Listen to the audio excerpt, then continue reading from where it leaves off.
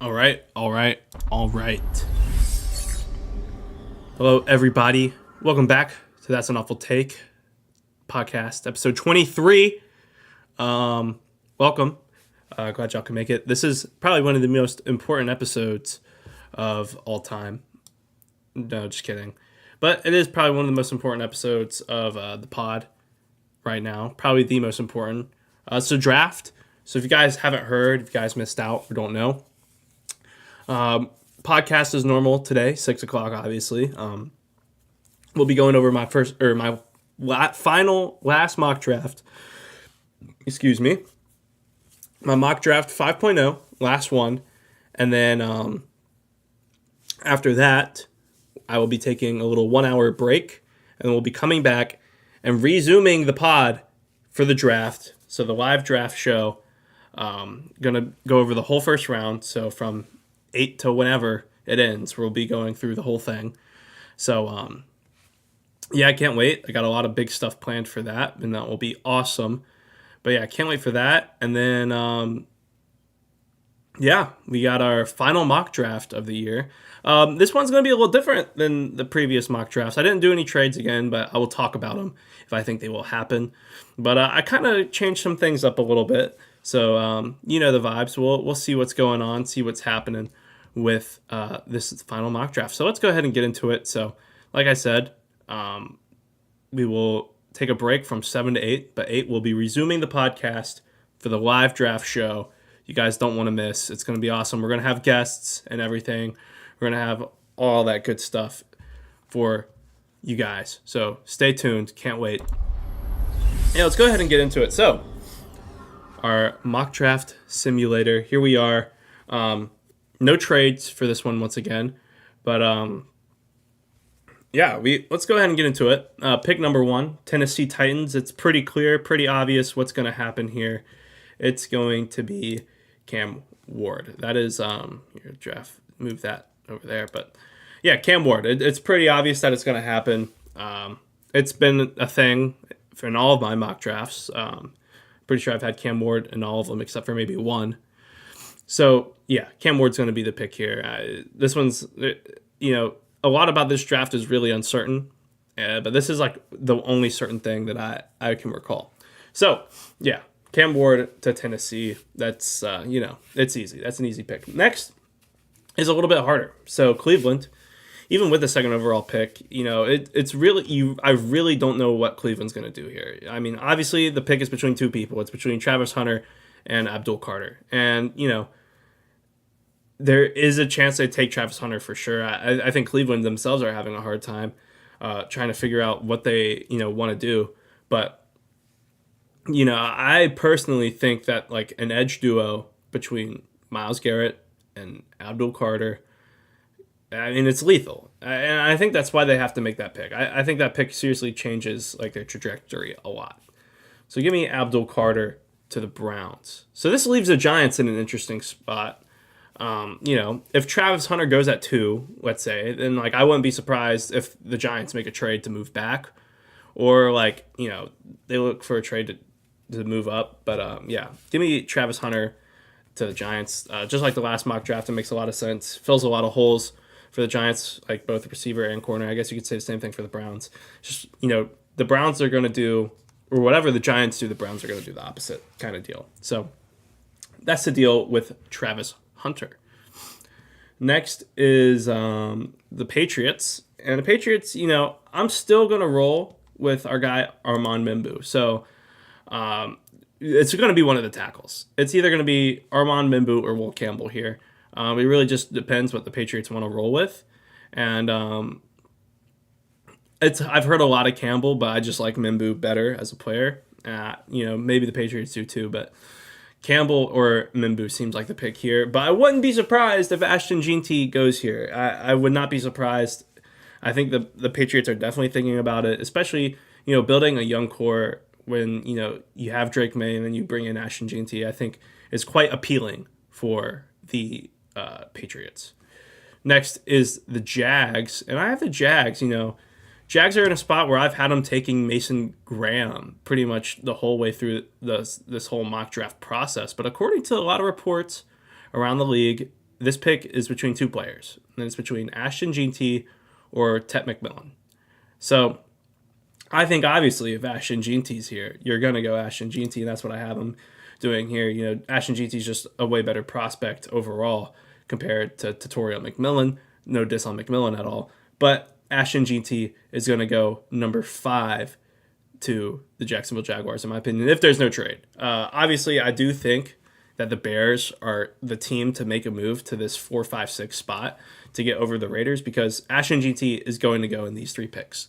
It's either he goes to the Patriots and the Bears don't trade up, the Bears trade up and pick him, the Jags pick him, or the Raiders pick him. He's going in one of these 3 picks. That's what it comes down to for me for Ashton Jeanty. Next, we got the Raiders. And the Raiders, they you really can just go with the best player available. And in that case, the best player available is Mason Graham, which is not a bad pick at all. It shores up your defensive line. Obviously, you have Max Crosby, you have Christian Wilkins. Why not add Mason Graham to that defensive line? And that could be, in 2 years, that's a top 5 unit in the league. So I think, that would go a long way for the Raiders. Obviously, the Raiders have a lot of holes everywhere. Geno Smith is your starting quarterback. I don't know if I necessarily agree with that, but they're rolling with it. Obviously, running back is a big deal for the Raiders as well. They don't really have a great one, and this draft class is the one for them to get one. So I wouldn't be surprised if, they don't get Jeanty at 6. They're not going to be too hurt because there's so many more guys they can get later on in this draft. So I have them taking Mason Graham, just best player available at number 6 to the Raiders. Let's keep it going. Next, we got the Jets. And I think the Jets are going to go with Will Campbell. So with number 4 and number 7 here, it's either Will Campbell goes to the Patriots and Armand Mimbu goes to the Jets, or Armand Mimbu goes to the Patriots and Will Campbell goes to the Jets. I think that's the two possibilities, most likely scenarios for these teams. So it's still going to be a tackle. Will Campbell can play left or right, in my opinion. So I think that, he'll slot in perfectly, and you can finish that offensive line off with the New York Jets. And, you have Justin Fields now, and then you have Garrett Wilson, obviously, Breece Hall. You have weapons to be successful, especially with that defense as well.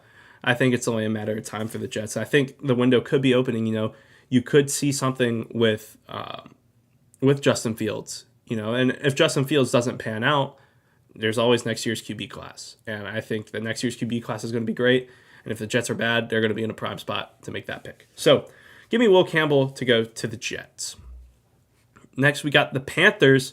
And the Panthers, I'm going with Jalen Walker. You'll see him on my top 50 big board at 8 o'clock tonight. He's high. He's high up there. So I like Jalen Walker going in the top 10. I'm a big fan of Jalen Walker. Obviously, I'm a big fan of Georgia. But Jalen Walker is special, and he has elite potential, I think. So give me Jalen Walker to go to the Panthers at number 8. Number 9, the Saints. A lot of smoke coming out from the Saints camp that they're going QB. This could be a Shedeur Sanders. This could be a Jackson Dart, Jalen Milroe even. Who knows? But at number 9, I have them taking Mykel Williams from Georgia. This is a pick I've had in a couple mock drafts, I believe, but none of the recent ones. But, I think the Saints have plenty of opportunities to address the QB situation in round 2. Guys like Jackson Dart and Kyle McCord or Jalen Milroe, Will Howard, these are all guys that are going to be well available at the Saints' second pick in the second round. I think, those guys are going to be available for the Saints. It's not going to surprise me at all. I think that the Saints, you address the edge first, especially in this draft class. The top 8 or the top 7 or so edges are going to go in the first round. So I think you need to stake your claim. And obviously, there are going to be some good edges later in the second round, like Landon Jackson. But I think if you want one of these premier players, you need to get him now. Number 10, the Bears. This is where things get to, shake up a little bit in this mock draft. I have the Bears, just for the sake of no trades. And this is, if the Bears don't trade up for Jeanty, it's not crazy to see this guy go inside the top 10 and see this guy go to the Bears especially. I think Ben Johnson would love to have this player, and that's Tyler Warren.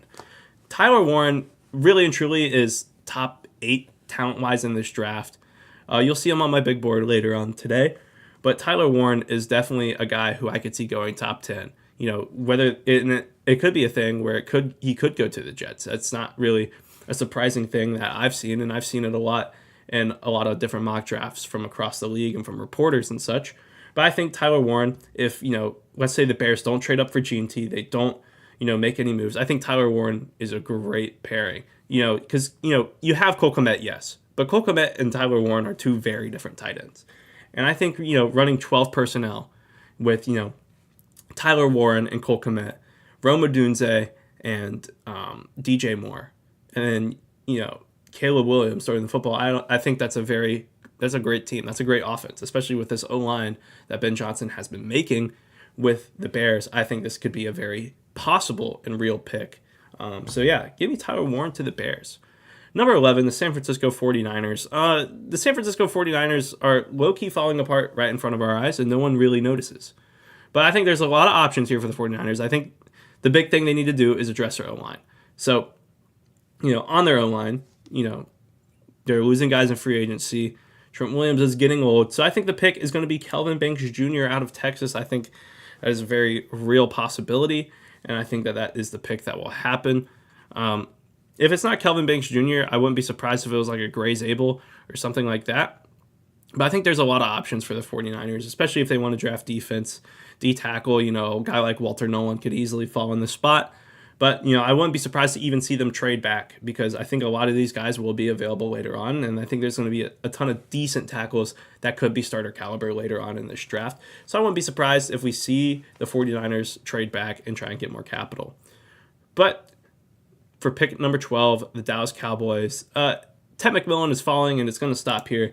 If Ted McMillan's available, I think the Cowboys will be sure to pick him up. The Cowboys need another weapon on offense. The running back situation is not great for the Dallas Cowboys, obviously. And the quarterback or the wide receiver room, it's CeeDee Lamb and Kevontae Turpin, and pretty much no one else that's going to make a real impact in the game like CeeDee Lamb does. So I think Ted McMillan playing with CeeDee Lamb is really, honestly, a great pairing, right? You have CeeDee Lamb, who can operate in the slot, who could be that middle of the field kind of receiver, and you have Ted McMillan, who can be, the deep threat, the over-the-top target for Dak Prescott. And I think that's what, we tried to see the Dallas Cowboys do in the past with guys like Brandon Cooks, a guy who can really, take the top off the defense, in my opinion. But I don't think that sliding CeeDee Lamb to the slot, middle of the field kind of role and letting Ted McMillan be that deep threat guy, I think that's very real, and I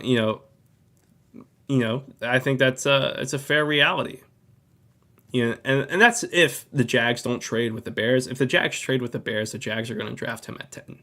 Ted McMillan will go at 10 to the Jags if there is no trade here, or if there is a trade here. Sorry. Next up is the Dolphins. So the Dolphins, in my opinion, are kind of in a rough spot at 13, right?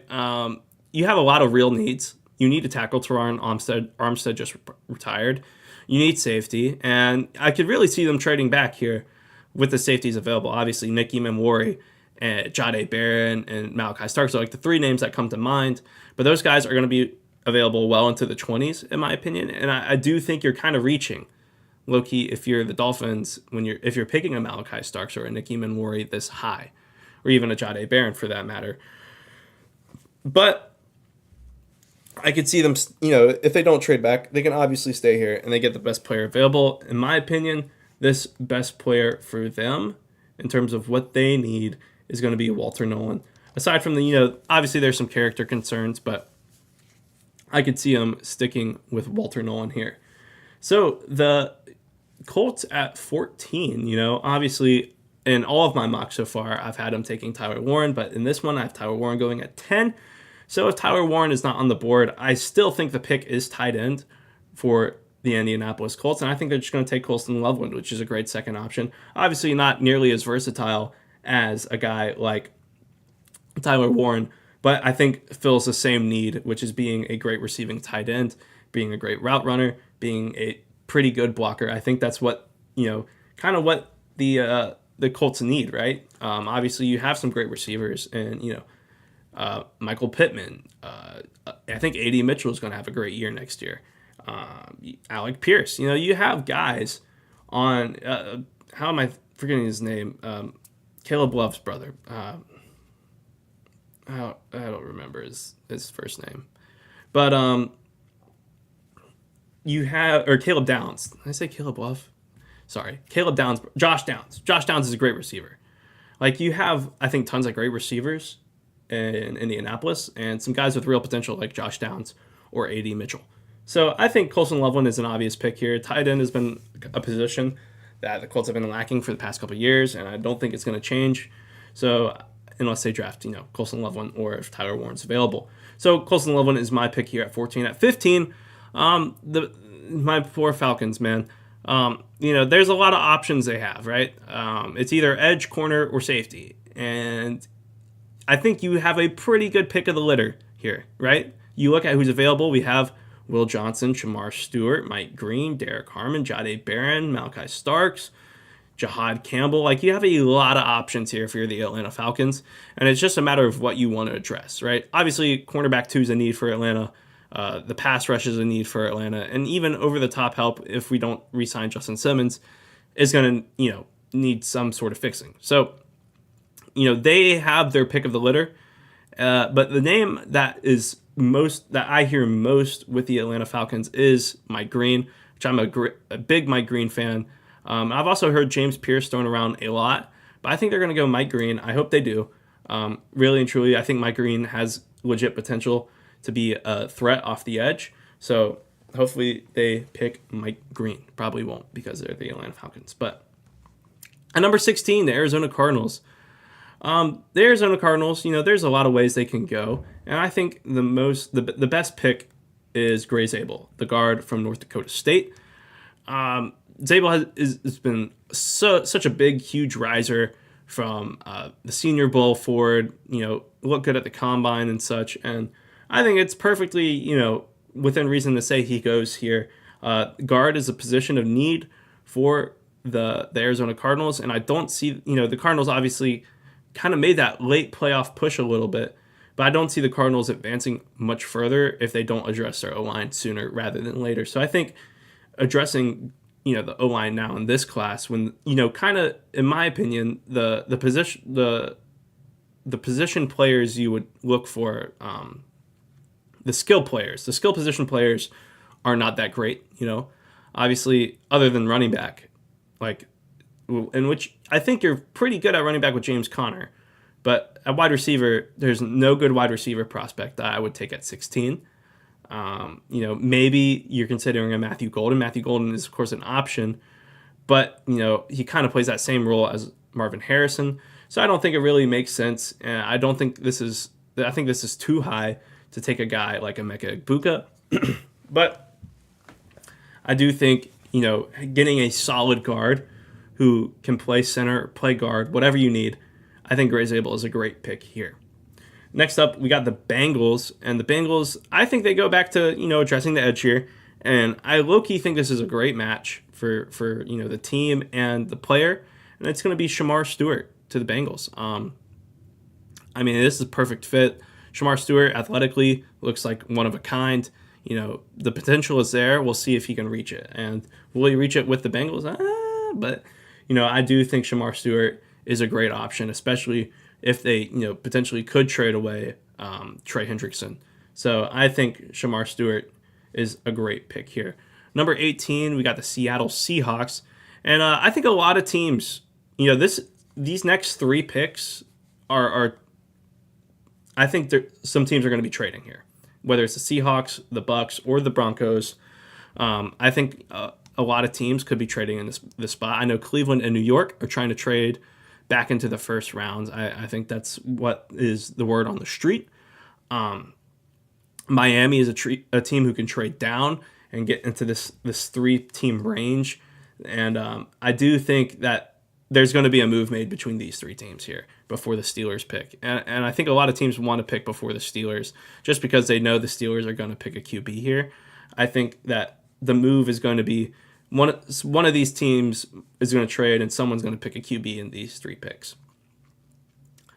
But in this case scenario, there's no trades. But the Seahawks, I think Jahad Campbell is a great pick here for them. They need a linebacker. And Jahad Campbell, he's more than a linebacker, really. He could play off-ball linebacker. He can come in and, I've talked about him a lot with Atlanta, is he could come in and hit the gaps, just like Atlanta likes to do with their linebackers. And I think Jahad Campbell, he's originally an edge recruit, then made the transition to linebacker, and I think he's going to be a great pick here. So, number 19, the Tampa Bay Buccaneers, I think is going to be one of my favorite edge rushers in this class, Donovan Ezuraku. I would not be surprised to see this guy go this high. He's been a kind of guy that's been rising, especially with the character concerns for Mike Green, Walter Nolan, and James Pierce Jr. Donovan Ezuraku's kind of been a silent riser. He's got such a great repertoire. He knows all the pass rushing moves, and he's been a great player for Boston College. So I think, it would not be crazy to see Donovan Ezuraku go top 20 to a team like the Tampa Bay Buccaneers. I really like that fit. In fact, next up at number 20, we got the Broncos. And I think the Broncos are going to go offense with this pick. It's just a matter of who they can get, And obviously, I think the Broncos are a team that could still trade back or trade up. We don't really know if, a Tech McMillan or a Matthew Golden is available at, up ahead. I think that the Broncos could be a team that trades into that 10 to 13 range and makes that pick. But I could also see them trading back to the late 20s, early 30s, and still getting their guy. And I think if they do trade back, this guy definitely might be available.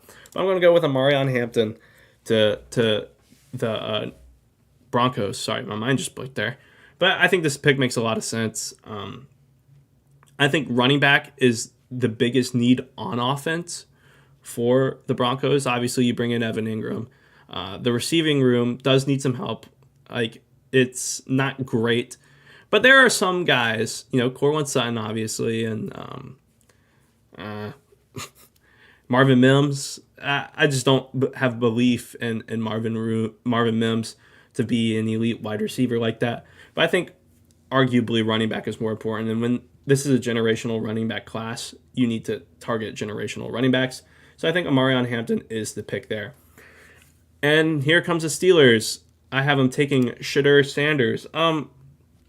It's either him or Jackson Dart, in my opinion. If Shedeur Sanders were to go earlier, I think they're going to pick Jackson Dart, which would suck for the Steelers.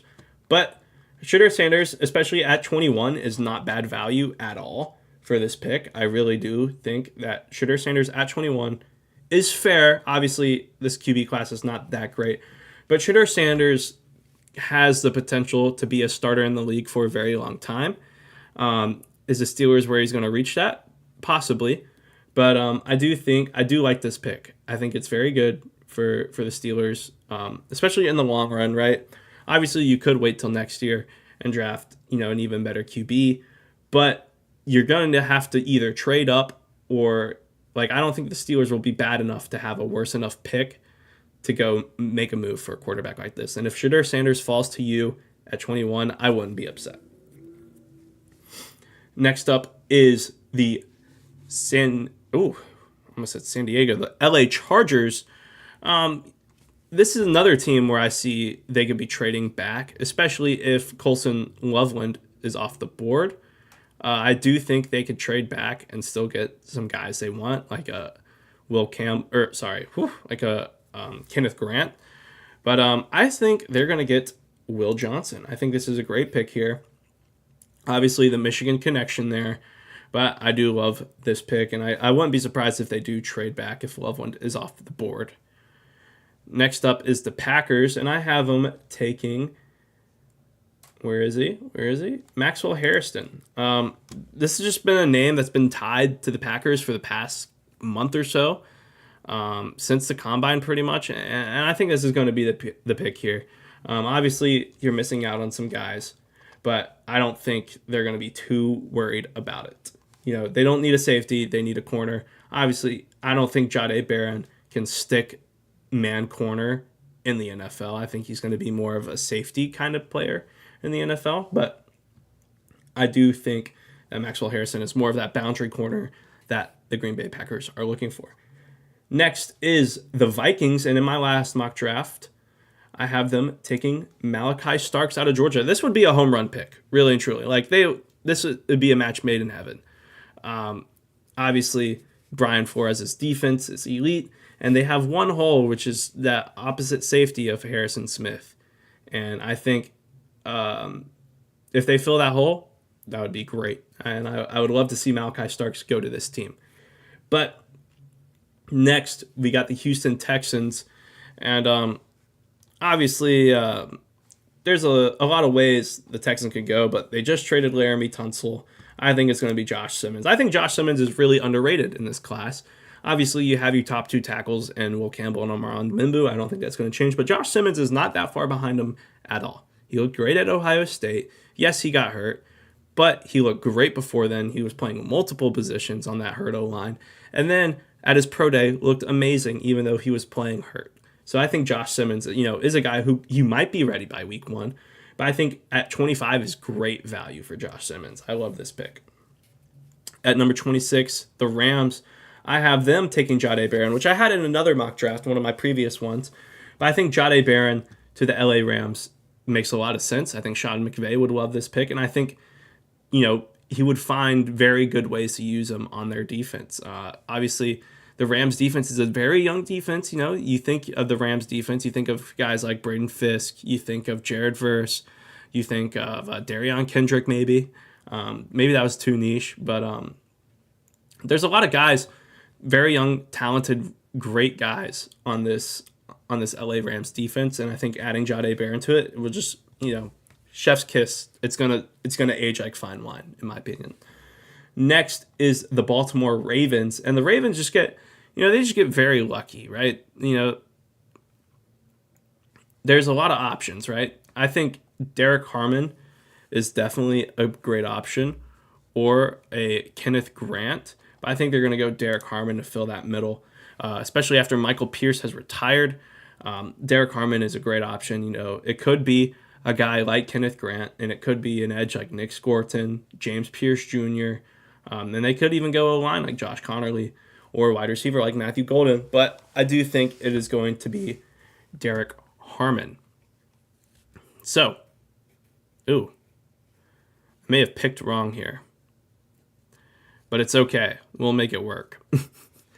Next is the Lions. I think they go James Pierce Jr. This is a pick I had in my last mock draft, but I think it makes sense. Yeah, James Pierce Jr., there is a concern about his character, but if anyone could handle it, it is Dan Campbell. So I think James Pierce Jr., I think the fit is there. Obviously, you're going to need someone to play for Hutchinson because he's not going to be 100% ready by week 1, and they need a guy opposite of Hutchinson anyways. So I think James Pierce Jr. is really the pick here. Next is the Washington Commanders, and I have the Commanders. I'm going to have them taking Matthew Golden here. Matthew Golden, if he falls this far, I think could definitely land here. I think, Terry McLaurin and him could be a great duo with Debo as well. I mean, those 3 receivers would be nasty together, in my opinion. And they're tall. You have tall guy like Matthew Golden with great speed. You have Debo Samuel, who could kind of be that gadget slot kind of guy. And then, obviously, Terry McLaurin to be that true wide receiver 1 for the Commanders. I think this is a great pick. Kind of a home run, in my opinion. Next, we got the Bills, who I had taking Derek Harmon, but it could be Trey Amos, and that's what I'm going to go with for this mock draft. Trey Amos to the Buffalo Bills. Obviously, corner is a need, defensive tackle is a need for the Bills, and if Derek Harmon or Kenneth Grant is not available, which I could have gotten Kenneth Grant here, but I do think Trey Amos is more tied to the Bills than Kenneth Grant is. Next is the Kansas City Chiefs, and I think they kind of go best tackle available, which in this case is Josh Connerly Jr. I think that's the pick.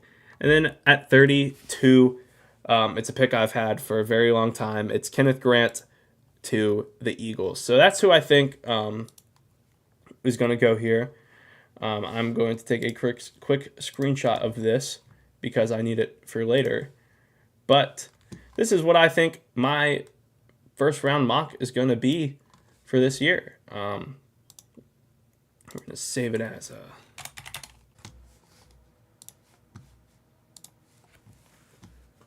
Hello. All right. Sorry, my computer just decided to shut down on me. But we're back. We're back and better than ever, I believe. Hope everyone is here. My bad. Yeah, we're back. We're so back. But yeah, that was my mock draft. I hope the photo saved. Let me see if it did real quick. But let's see. Oh, it did. Perfect. All right. So this is the mock. There we go.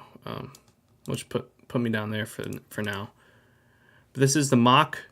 My 32 picks, obviously, between those guys. If anyone has any questions, please let me know about them. But yeah, we are going to get into some more fun stuff, like the transfer portal real quick. Let me just pull it up. You know I have it quick like that. But the transfer portal, obviously, we've had some happy draft day to my favorite podcaster. What up, Brian? I agree. I don't want to become a subscriber. Why are we doing this? Hold on. I got this, guys. Don't worry. But yeah. Happy draft day, Ryan. Can't wait to see you later. Why is this? No, I think this is good. It should be good. Yeah. Oh. Oh, never mind. Sorry, guys. Ignore that. Disregard. Evan Mobley, Defensive Player of the Year. It's BS. It's BS and everyone knows it. It should have been, what's his name? Dyson Daniels. But I'd rather him have it than Draymond Green. Draymond Green did not deserve it. But, yeah, let's go check some recent transfer portal stuff. Obviously, there's a lot of stuff going on. Pierce Clarkson it's funny, right? Man. I'll fix it next time. There we go. Generational. Anyways, Pierce Clarkson, really, Pierce Clarkson shouldn't have transferred to Ole Miss. He was a 3-star recruit out of Louisville. They got a 4th star because he went to Ole Miss. But I'm glad he's in the portal again. Hopefully he's realistic about his options and goes to, a team that wants him. A team where you'll see the field, which is the group of 5. So Pierce Clarkson should go to the group of 5.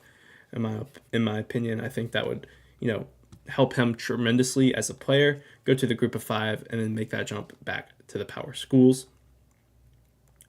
See if there's any names here that I want to talk about in particular. A lot of teams that need a QB, a lot of teams that need a wide receivers and the such. Zeed Haynes in the portal out of Syracuse. Pretty interesting to see that, a lot of the receivers leaving Syracuse after Fran Brown was like, I'm not paying y'all. But, it's going to be interesting to see where these guys land. Marvin Anderson, or Maven, I don't know why this guy has 4 stars, but he's going to Texas State. Love that. Love being realistic about your options, right? Let's see here. If there's any interesting names that I like. Obviously, we could talk about Georgia a little bit. Georgia was able to get a couple of good guys in the portal and a couple of guys that I start. Look at that. Nikar stays at Miami. Good for Nikar. Nikar is a great wide receiver, and I think he would be great at Miami. I like this. Giovanni McCoy goes to Temple. I think that's a great transfer. This is a former Oregon State quarterback going to Temple, being realistic, and I think could ball out at Temple. I think this is a great move, right? But yeah, Bo Atkinson to Ohio State. I'm not the biggest Bo Atkinson fan. I don't believe in the production. He was very limited. Like if you look at the individual game stats, he's just and the film. He doesn't get off the edge very well against good teams. It's only the bad teams. He had 2.5 sacks against Florida, or 3.5 sacks against Florida State. Like everyone had 3.5 sacks against Florida State. So I don't know if Ohio State's really getting a good one there. They're going to say they are, but they're not. But there's a couple of guys. There's names I'm looking for that I just can't seem to find.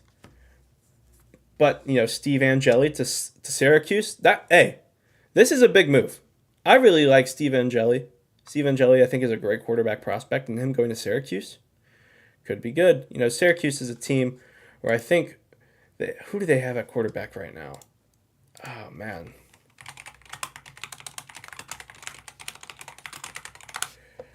I got y'all. It's Ricky Collins, the transfer from Tennessee. So hear me out. I like Ricky Collins competing with Steve Angeli. I think this is great for Syracuse. I think low key Steve Angeli is a guy who can win the job. Obviously, Ricky Collins is really good from LSU, but I think Ricky Collins could low key steal that job from him if there's a competition, over the summer. But there's a lot of guys I like. I'm trying to find them. Obviously, Jeremy Helinski to Iowa to compete with Mark Gronowski. Let's go. The spring portal is a little crazy. There's not a lot of great guys in the spring portal, obviously. But where do I'm gonna have to individually pull these guys up. But anyways, obviously Georgia has made some moves recently in the portal, specifically with picking up. Let's see if I could find them. I don't know if it's like officially updated yet, but picking up Elo Medozi, which he has committed. So yeah, Elo Medozi. I'm not very high on Elo Medozi, if I'm being real, and like I think it does fill a need. Like obviously depth is always a need at Georgia, but Elo Medozi, the production's just not there for me, in my opinion. Obviously, he had 6.5 sacks, which is really good. But other than that, like he just like was not very productive, in my opinion, at Army. But obviously, the physical traits are insane. I think physically, like the physical potential as well, he has a lot of. So I do think that Elo Medozi could be, if he's developed properly at Georgia, which I think he could be. Obviously Georgia has a great history of developing edge and defensive linemen. So I think, he could be unlocked by Georgia. Who knows? We'll see. But I'm not the biggest fan of him. I just need to see more. Running back wise, let me see if I can find who I'm looking for. Benjamin Hall is going to be mid. I think Greg Burrell is going to be really good wherever he goes. I think he has a lot of potential. But you see Josh McCray from Illinois is just a bruiser. So, Georgia lose Branson Robinson, I believe. They're replacing him with Josh McCray. Pretty much what it is. And I think, well, actually, he could see some time. But Nate is a bruiser, and I think Nate Frazier has the ability to be a true running back one, and we won't have this committee thing going on for much longer at Georgia. And if Nate's really that guy, obviously I think Josh McCray, what he'll see on the field is not that much. He won't see the field that much if Nate Frazier is really him. But yeah, really and truly, that's all I got for you for this part of the show. We'll go ahead and flip it back. But this is all I got for you for this part of the show. We are going to do some great stuff here later on with the draft. Sorry, my mind was blanking. But anyways, please come back at 8:00 tonight with our draft special. We're gonna have the ticker going. I have my top 50 big board, my mock draft we just made, and it's gonna be amazing. We're gonna have some special guests tonight. Excuse me. So stay tuned.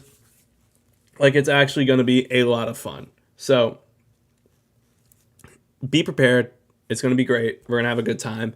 And I will see you guys at 8 o'clock for the giraffe special tonight.